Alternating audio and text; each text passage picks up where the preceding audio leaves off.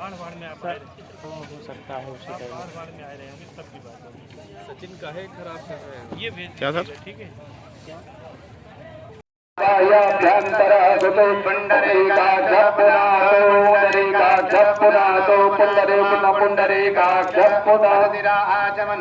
ओम केशवाय नमः, ओम नारायणाय नमः, ओम माधवाय नमः। हस्तौ प्रक्षाल्य शेषाय मंगलम पुंडरीकाक्ष मंगलाय नमो हरि। मंगलम भगवान शंभो मंगलम मृगवत्सया मंगलम पार्वतीनाथ मंगलाय नमः। गुरुर्ब्रह्मा गुरुर्विष्णु गुरुर्देव महेश्वरा गुरुर्साक्षात् परब्रह्म तस्मै श्री गुरुवे नमः। सावधाना भवन्तु। ओम अपवित्रः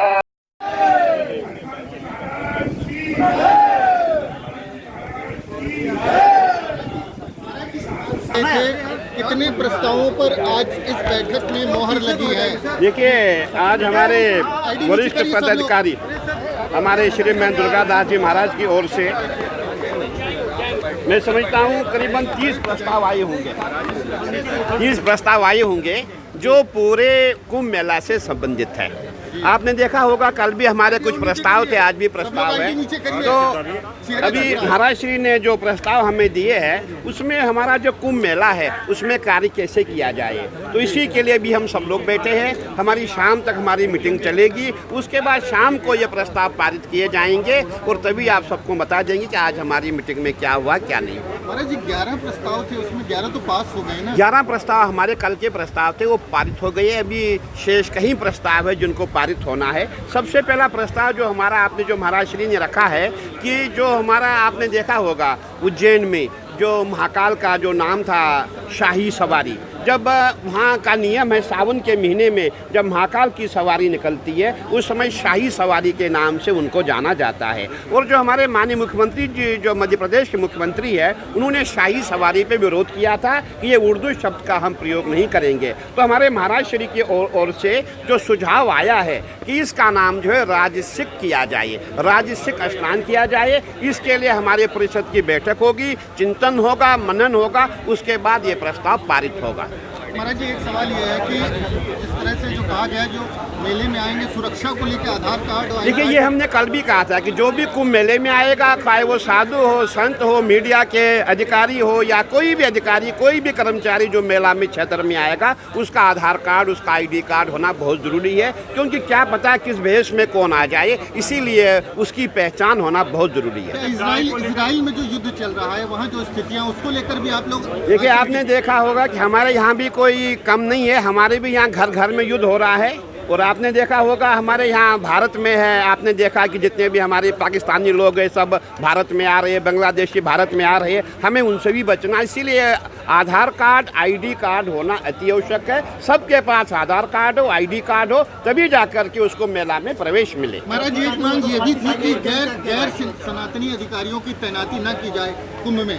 देखिए, आपने देखा होगा जब भी कोई गैर सनातनी अधिकारी होता है अगर वो हमारे पक्ष में है तो अच्छा, क्या पता हमारे पक्ष में है या नहीं है। इसीलिए हमारा प्रयास है गैर सनातनी अधिकारी कुंभ मेले में न हो। और ये जो कुंभ क्षेत्र है, पूरे कुंभ क्षेत्र में कहीं भी कोई मांस मदिरा ना बिके, इस पे प्रतिबंध हो। अच्छा, गाय को लेकर, गंगा को लेकर क्या प्रस्ताव पास किया है? देखिए, हमारे महाराज श्री ने भी इसके बारे में चर्चा की थी। जो गाय का जो मुद्दा है, आपने देखा होगा कि महाराष्ट्र में गौ माता को जो है महाराष्ट्र में माता का दर्जा दिया गया है। और हमारी ये मांग है पूरे भारत में, जैसे महाराष्ट्र में उनको दर्जा दिया गया है, पूरे भारत में गौ माता को राष्ट्रीय गौ माता का दर्जा दिया जाए, ताकि जितने भी हम सनातनी, जितने भी हम हिंदू हैं, सबके मन में एक ही चीज़ रहती है, गौ माता की जय, गंगा माता की जय। और गौ माता काटी जा रही है, गौ माता का बुरा हाल है। इसीलिए हमने ये प्रयास किया है कि आज की मीटिंग में हम गौ माता के लिए विशेष चर्चा और चलेगी। अभी भी शाम को उसके लिए प्रस्ताव पारित ढोंगी और पाखंडी जो बाबा आते हैं गिरुआ पहनकर, अब आप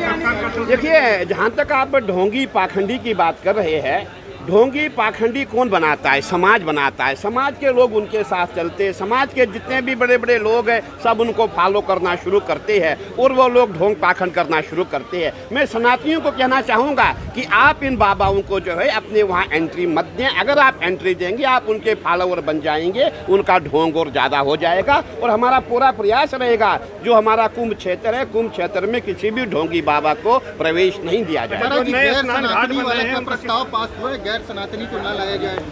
अभी इसके लिए विषय चर्चा आई है, अभी चर्चा होगी, शाम तक हम देखेंगे, इसके लिए प्रस्ताव पारित हो जाएगा और शाम को इसके बारे में आपको बता देंगे। नाम जो है अखाड़ों की, देखिए हमारे महाराज श्री ने ये भी एक सुझाव दिया है कि जितने भी हमारे घाट है, हमारे जितने अखाड़े हैं, हमारे कुल 13 अखाड़े हैं और 13 अखाड़ों के अपने अपने इष्ट होते हैं। इष्ट मतलब जो हमारे गुरु है, जो हमारे भगवान है, उनके नाम से जो है घाटों का नाम रखा जाए, ऐसा हमारा सुझाव है। ये सिर्फ यहाँ नहीं हो रहा है, इससे पूर्व में ये हरिद्वार कुंभ में भी ऐसा हुआ था। जो भी नए घाट बने गए थे उनमें जो अखाड़ों के इष्ट है उनका नाम दिया गया है। किन मुद्दों पर और चर्चा होगी, किन विषयों की चर्चा होगी? देखिए हमारे पास समय कम है, आपने देखा होगा। अब हमारे पास 2-3 महीने शेष बचे हैं और कार्य बहुत ज़्यादा है, मुद्दे बहुत है। शाम तक हमारी मीटिंग चलेगी, शाम को आपसे हम और चर्चा करेंगे। ठीक, धन्यवाद धन्यवाद। चलिए चलिए।